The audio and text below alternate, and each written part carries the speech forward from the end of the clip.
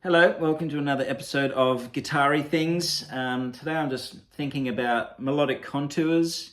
What does that mean? I suppose it's just the shape that my phrases take. And so I'm just kind of thinking about, as an exercise in my practice, the combination of ascending and descending.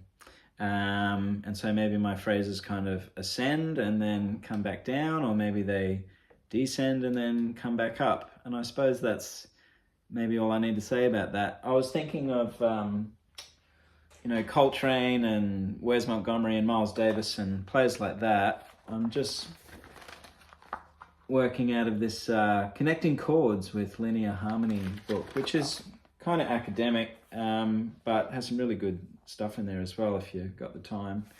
And you don't need to be able to read music to see what Sonny Rollins is doing in that example, which is I'm ascending in the phrase and then descending in the phrase. So I'll just kind of have that line in my phrasing. And so, well, he's in the key of C minor, or B flat really, 2-5-1, but anyway, let's go with C minor.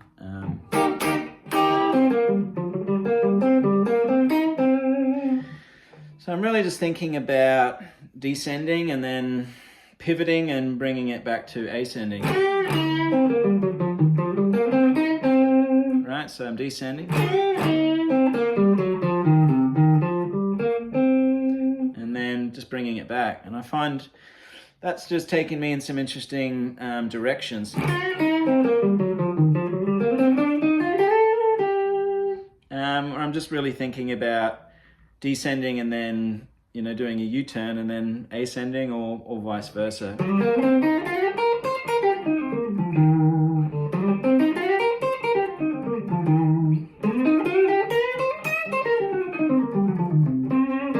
Right.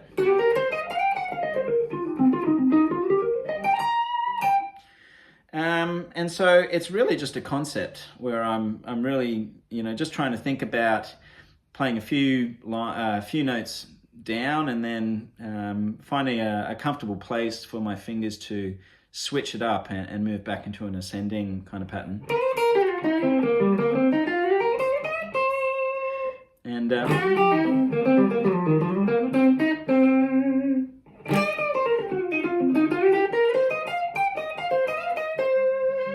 yeah, so it's sort of cool just as an exercise. And really I'm just taking a very simple kind of concept, and I was really just looking at the line of Coltrane in transcript and in the real book, and just sort of reading the dots there, not note for note, but really just in the contour that the melodies are taking. And so I find I'm just kind of coming up with phrases which are a little bit more interesting overall.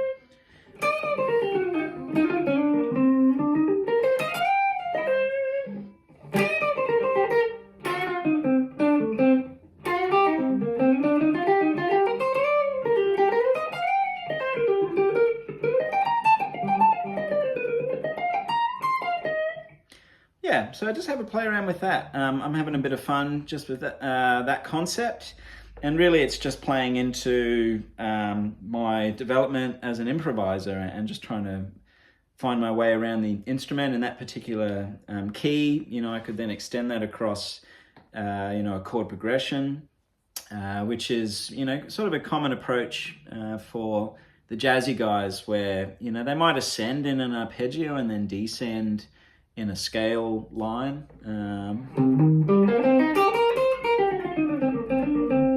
Yeah. Right.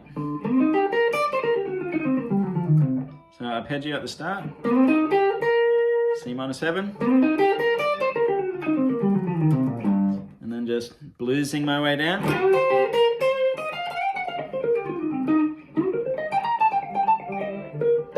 So, I mean, it's nothing new, I'm not breaking any new ground here, but yeah, sometimes you just need a focus in your practice, and just kind of having that as a simple concept or a focus point within my my practice time.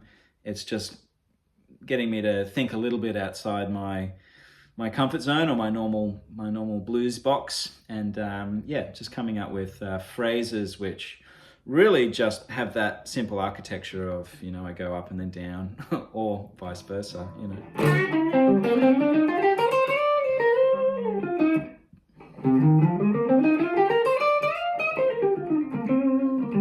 And I hear that a bit in, like, you know, Bonamassa and you know, the Erics. Just ascending in one and then descending in the next, and that's you know, joining the pentatonic shapes as well. That's always a good exercise where I'm just kind of moving up, say, shape 1, and then moving down shape 2.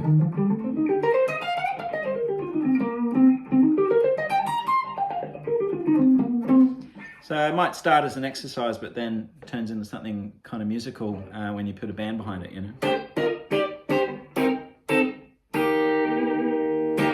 So anyway, hopefully you found that helpful and wasn't too esoteric and confusing for you out there. But yeah, thanks for your support of the channel. Questions and comments always welcome. And yeah, look forward to the next one. Talk to you again soon. See you guys. Take care.